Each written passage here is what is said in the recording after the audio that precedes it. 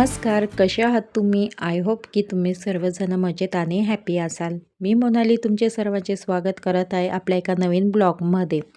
आजच्या दिवसाची सुरुवात सांगू का? खरंच खूप सुंदर झाली होती. म्हणजे आज नकळत असं एक हॅपी असं फील होत होतं आणि आज मी तुमच्यासोबत शेअर करणार आहे माझं सकाळचं रुटीन. आता बघायला गेलं तर मुलं दोघं स्कूलमध्ये गेलेले होते आणि आज ना मी ते घरी आल्यानंतर त्यांना छान असं चमचमीत मेथीचे थेपले खायचे होते, म्हणून मग तेच करायला घेतले होते.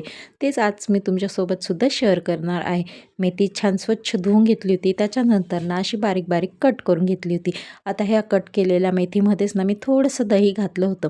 दही घातलं ना थोडंसं मेथीचा कडवटपणा हा कमी होतो. आणि जे काही आपल्या घरात बेसिक मसाले असतात जसे की धने पावडर, लाल तिखट. आता ना इथे मी लाल तिखट अजिबात वापरलेलं नाही आहे. मी फक्त धने पावडर, हळद आणि आपला जो मिरचीचा ठेचा असतो ना, हिरवी मिरची, लसूण, आलं हे छान कुटून तोच मी ठेचायचा ते ॲड केला होता आणि चवीपुरता थोडंसं मीठ. हे सगळं मिश्रण ना मस्त मेथीला लावून द्यायचं. छान 1-2 तास नाही, फक्त 1-2 मिनटासाठी बाजूला ठेवून द्यायचं. जेणेकरून त्याला ना पाणी सुटतं आणि जो मेथीचा कडवटपणा असतो ना तो सुद्धा कमी होतो आणि छान अशी वेगळीच टेस्ट येते भाजीला.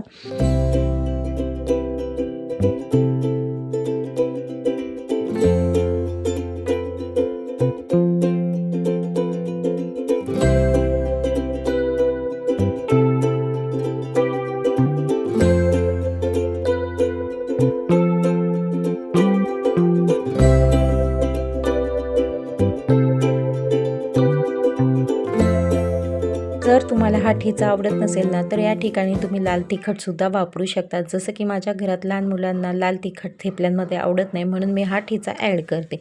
त्याच्यानंतर मी 3 कप गव्हाचे पीठ ॲड केले होते आणि अर्धा कप बेसन पीठ घेतलं होतं. जर तुमच्याकडे तांदळाचं पीठ असेल ना, ते सुद्धा तुम्ही ॲड करू शकतात अर्धा कप. माझ्याकडे अवेलेबल नसल्यामुळे मी ते काही याच्यात ॲड केलं नाही. आणि सगळ्यात महत्त्वाची टिप म्हणजे की 1 कप किंवा 1 पळी गरम तेलाचं मोहन या पिठाला घालायचं. म्हणजे आपले थेपले ना मऊ आणि लुसलुसीत बनतात. आणि छान असं सगळं मिक्स करून घ्यायचं.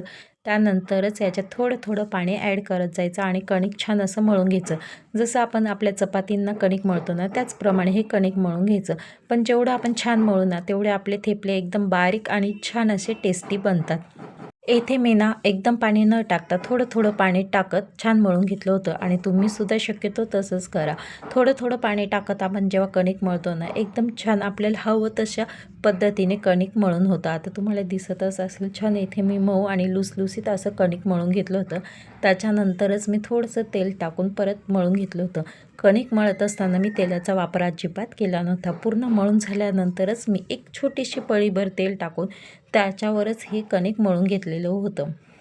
जेव्हा आपण थेपले भाजतो ना, त्यावेळेससुद्धा आपण तेल लावतो. त्याच्यामुळे तेलाचा वापर जास्त होतो, म्हणून मी कणिक मळताना ना तेलाचा वापर कमीच केलेला होता.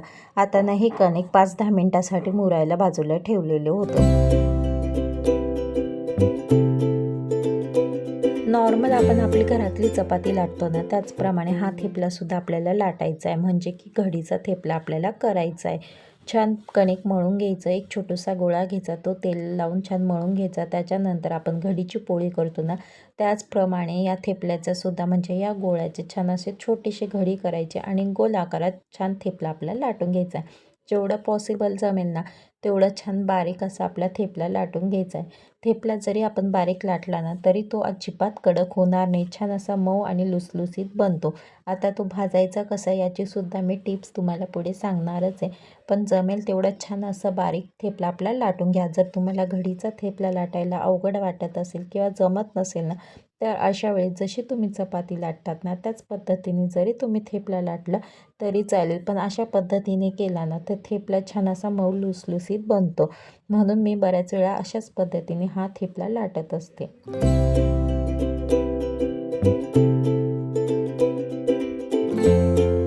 ऑलमोस्ट माझा हा थेपला लाटून झालेला आहे आणि किती बारीक लाटलेला आहे ते तुम्हाला दिसतच असेल. आता भाजताना काय करायचं, सगळ्यात पहिले तवा छान गरम होऊ द्यायचा आणि सगळ्यात पहिला थेपला असतो म्हणून त्यावेळेस थोडंसंच तेल टाकायचं आणि दोन्ही बाजूने छान तो भाजून घ्यायचा.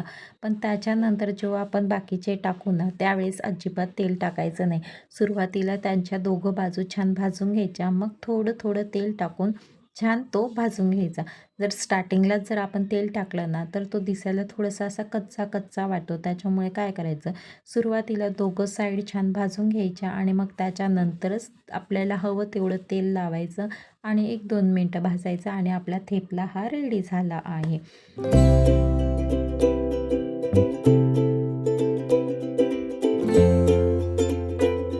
दोन्ही बाजूने ना आपला थेपला छान खरपूस भाजून घ्यायचा. त्याच्यानंतरच आपल्याला हवं तेवढं तेल लावून छान परत 1-2 मिनटं तो भाजून घ्यायचा.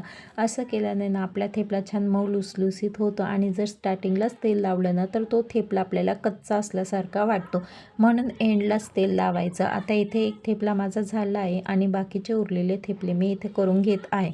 कशी वाटली तुम्हाला रेसिपी नक्कीच सांगा. चॅनलवर नवीन असेल ना, तर फॉलो केल्याशिवाय अजिबात जाऊ नका. तुम्ही कशाप्रकारे थेपले करता हे सुद्धा मला तुम्ही सांगा.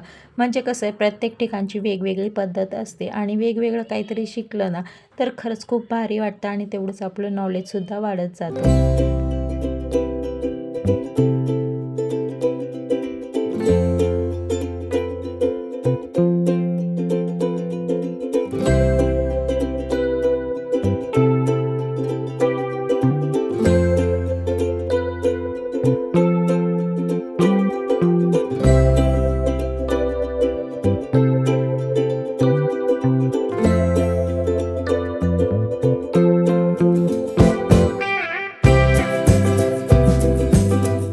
आता इथे ना माझे बऱ्यापैकी सगळे थेपले हे रेडी झाले आहेत आणि तुम्हाला सांगू का, हे थेपले ना आपल्या शेंगदाण्याची चटणी किंवा रेडीमेड जे लोणचं येतं ना प्रवीणचं वगैरे, त्याच्यावर जर हे थेपले लहान मुलांना दिले ना, तर ते आवडीने खातात. म्हणजे ऑलरेडी बऱ्याच जणांना ते लोणचं आवडतं आणि त्याच्यावर हे जे थेपले खाल्ले ना, तर चव खरंच अप्रतिम अशी लागते. चला आजसाठी एवढंच. लवकरच भेटू. तोपर्यंत बाय. हां, आणि तुम्ही लहान मुलांना जर देत असेल, त्यांना लोणचं आंबट द्यायचं नसेल, तर त्या ठिकाणी तुम्ही सॉसचा सुद्धा ऑप्शन असतो तुम्हाला. जर तो पण नको हवा असेल, तर शेजवान चटणीवर सुद्धा छान असा हा थेपला लागतो. चला आजसाठी एवढंच. लवकरच भेटू. तोपर्यंत बाय. चॅनलला फॉलो करायला अजिबात विसरू नका. Bye bye.